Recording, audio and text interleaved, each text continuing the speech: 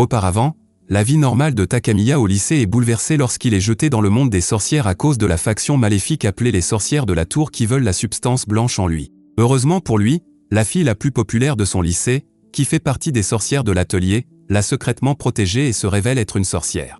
Leur relation étroite met en colère le fan club enragé de Kagari qui lui laisse régulièrement des messages de mort. Il est révélé plus tard que la substance blanche est une entité puissante appelée Vermillon, la princesse blanche qui a été scellée en lui. Kagari a passé un contrat qui lui permet aussi d'utiliser le pouvoir. L'histoire continue après leur combat contre Medusa, le manoir de Kagari a été détruit et elle est obligée de déménager dans la maison de Takamiya. Mais à l'insu des autochtones, elle a aussi secrètement hébergé Méduse et ses disciples dans sa chambre. Un jour, Takamiya entre dans la salle de bain à l'improviste pour trouver des squatteurs en train de se doucher, ils sont surpris et le chassent de la salle de bain. Au pire moment, la mère de Kagari, qui se trouve être la directrice de leur école ainsi que la chef de l'atelier de sorcières de la région, leur rend visite. Lorsqu'elle voit Medusa, elle assomme la mère et la sœur de Takamiya avant de s'occuper de la menace. Kagari se met en travers de son chemin en déclarant qu'elle ne peut pas la laisser les avoir. Kazan demande même à Takamiya d'ordonner à sa fille de déménager puisqu'il est son maître. Comme les choses commencent à devenir plus hostiles, la princesse fait appel à Medusa qui la mord, ce qui fait tomber le garçon inconscient, mais il voit les événements après le combat contre Medusa. Il est révélé que Kagari s'est allié à elle pour que sa mère ne découvre pas que Takamiya a brisé le sceau qui maintient Vermillon en sommeil. Dans le présent, le corps de Kagari commence à se transformer et Kazan attaque avec la colère que sa fille s'unisse à Medusa. Kagari tente de la transformer en pierre mais elle est trop puissante, elle s'échappe donc facilement et l'appréhende. Takamiya reprend conscience et active son pouvoir qui lui permet d'échanger sa place avec Kagari afin d'encaisser le coup de poing de Kazan qui l'assomme. Il se réveille ligoté dans une chambre de punition avec Kagari pour leur désobéissance à la présidente. Kagari lui assure que Medusa a été expulsée d'elle, il peut donc se détendre. Elle tente de brûler les barres avec sa magie du feu, mais cela s'avère vain.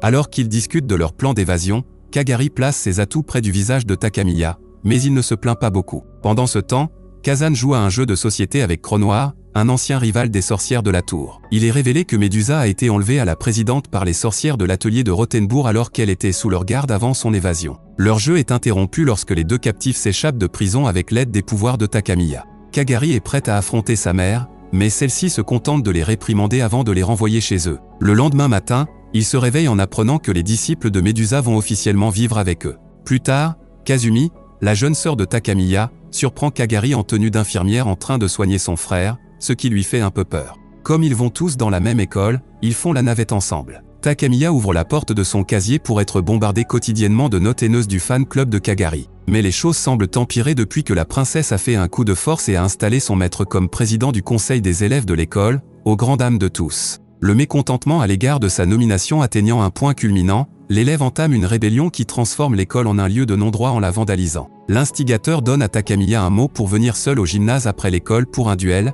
les émeutes cesseront d'ici là. Une étudiante révèle qu'elle a vu l'ex-présidente du conseil accuser Takamiya de l'avoir agressé entre autres pour le vilipender auprès de Rinon, le légendaire délinquant. Après avoir fait le point sur son adversaire, il se rend au gymnase pour l'affronter. Une arène de combat a été mise en place et la foule l'acclame en attendant le combat. Takamiya tente de démentir les fausses accusations mais Rinon ne veut parler qu'avec ses poings et le bête devant toute l'école. Alors qu'elle est sur le point de l'achever, il active son pouvoir et prend rapidement le dessus. La lumière s'éteint soudainement et Kagari en profite pour assommer Rinon au nom de son maître. Lorsque la lumière revient, la princesse le pose debout au-dessus de Rinon sous les acclamations de la foule. Les étudiants ne peuvent pas les voir tenir Takamiya à cause de leur robe de sorcière. Il est révélé plus tard que tout cela a été planifié par la princesse pour améliorer la cote de popularité de son maître en tant que président du conseil des élèves.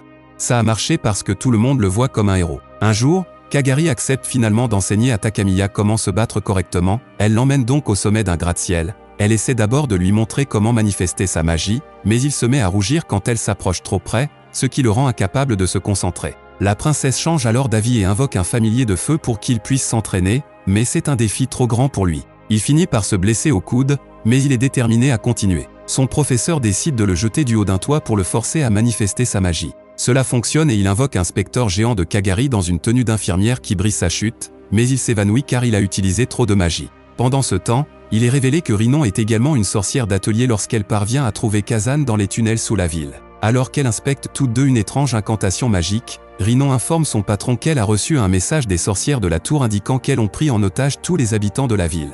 Un jour plus tard, la présidente est surprise de recevoir la visite de la sorcière de la tour Weekend, qui est la personne à l'origine de la menace. Au cours de leur discussion, elle découvre que l'étrange incantation est en fait une bombe magique capable d'anéantir la ville entière. Weekend félicite le patron de ne pas l'avoir touché, sinon il aurait explosé immédiatement car il est lié par un contrat de sang, et seul le contractant peut l'utiliser. Kazan tente de négocier mais est cependant consciente que sa cible principale est Takamiya à cause de la substance blanche scellée en lui. Weekend l'avertit que sa venue n'était pas pour négocier, la bombe a un but différent. Normalement, les habitants de la ville sont protégés de toute attaque magique par le système de l'atelier. Le chef de l'atelier maintient une barrière spéciale au-dessus de la ville, mais elle absorbe sa magie, elle fonctionne à pleine puissance 24 heures sur 24. Kazan possède une grande quantité de pouvoirs magiques, donc endommager un ou deux bâtiments ne l'affecterait pas le moins du monde, mais ce serait une autre histoire si elle devait protéger tous les habitants de la ville en même temps. La bombe explose et provoque une série d'explosions dans toute la ville. Alors que le bâtiment s'effondre, Kazan tombe à genoux, épuisé d'avoir dû protéger tout le monde. Le Weekend en profite pour l'appréhender. Pendant ce temps, des explosions ont également eu lieu à l'école.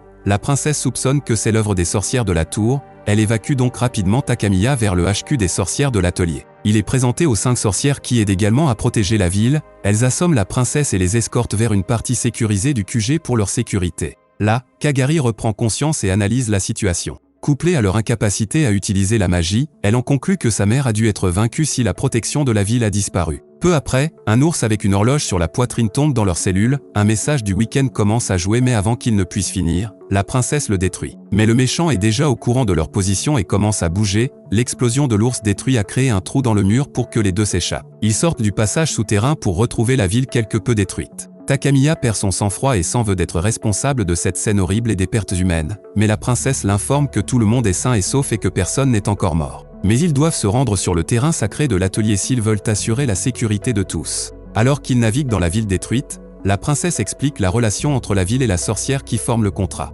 En l'état actuel des choses, la présidente est absente, mais une fois le contrat rétabli, les choses devraient commencer à se stabiliser un peu. Les deux commencent à descendre une falaise mais le garçon perd pied et tombe en chute libre, mais la princesse le suit en brisant sa chute. Pendant ce temps, à l'atelier HQ, les sorcières essaient de se regrouper après l'attaque surprise et la perte de leur patron. Une sorcière arrive avec un tas de jouets en peluche avec des minuteurs sur eux avec un message de Weekend. Elle leur donne 30 minutes pour lui amener Takamiya où les choses deviennent explosives. Pendant cet intervalle, le couple est bloqué par la sorcière de la tour, Gibraltar, qui lance une attaque qui prend le dessus sur Kagari au début, mais la princesse riposte avec les bons vieux arts martiaux et lui assène un genou volant dévastateur au visage, l'assommant. Ils se rendent sur le terrain sacré de l'atelier où Takamiya se prépare à passer un contrat avec la ville. Pendant ce temps, les sorcières de HQ désarment les bombes et viennent ensuite négocier avec Weekend en prétendant que les bombes sont toujours actives. Les bombes qu'elle a envoyées à l'intérieur du HQ doivent exploser en premier au bout de 30 minutes. Les autres sorcières à l'extérieur sont équipées de bombes qui explosent toutes les 5 minutes après la première. Mais il s'avère que l'atelier a désarmé celle qui leur a été envoyée lorsque le minuteur atteint 0 et que les bombes n'explosent pas simultanément. Takamiya remplit le contrat avec la ville qui ramène la magie des sorcières de l'atelier. Il se précipite rapidement sur Weekend et l'assomme avant qu'elle ne puisse faire exploser les autres. Weekend est appréhendée et escortée dans un endroit où elle est attachée et ne peut pas utiliser sa magie, mais elle parvient tout de même à s'enfuir en faisant exploser des bombes qu'elle a posées auparavant, avant de s'échapper. Takamiya sent que certaines des sorcières sont blessées et utilise ses pouvoirs pour les guérir mais la princesse l'assomme avant qu'il n'en fasse trop. Elle le ramène dans sa maison détruite. Dans son état inconscient, il a une expérience extracorporelle où il rencontre Kyuichiro qui lui montre l'endroit où l'atelier évacue les civils lors de catastrophes magiques. Chaque point lumineux représente une vie humaine. Lorsque la ville retrouve son état normal, tous les habitants reviennent avec la mémoire effacée de l'incident. De retour dans le monde réel, Kazumi a un combat épique avec l'un des subordonnés du Weekend qui peut copier la magie de son adversaire, mais Medusa sort de nulle part et transforme le subordonné en pierre avant de partir avec ses apprentis. Pendant ce temps, Kagari laisse Takamiya aux soins d'Atori avant de partir pour l'épreuve de force avec Weekend. Elle trouve rapidement sa cachette, qui se trouve être une église, et se met directement au travail pour attaquer Weekend, mais elle a truffé l'endroit de bombes,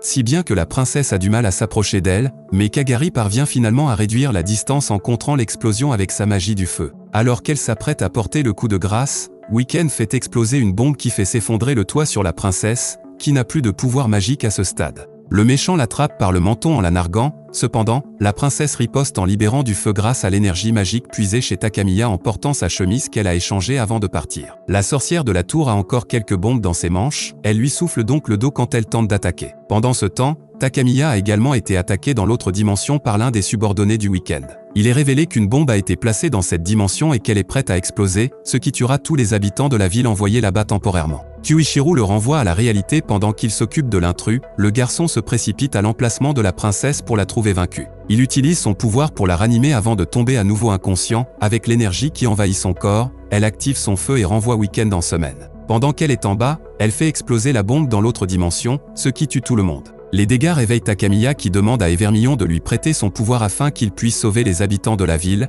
mais elle veut sa vie en retour, ce qui signifie qu'elle aura aussi la vie de Kagari puisqu'ils sont liés. Il accepte, ce qui fait revivre la ville et ses habitants. Takamiya avertit Kagari de la décision qu'il a prise pour elle.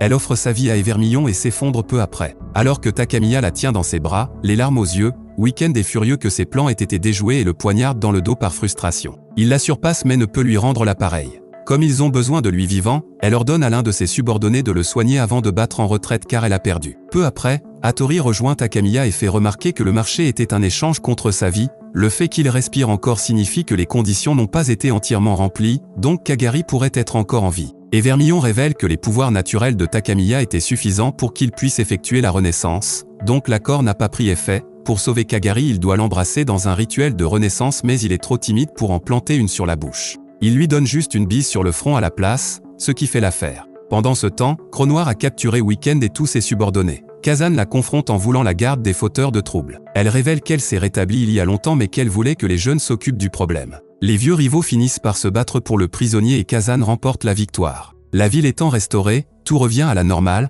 Takamiya et Kagari reprennent leur routine quotidienne. Cela met fin à la série.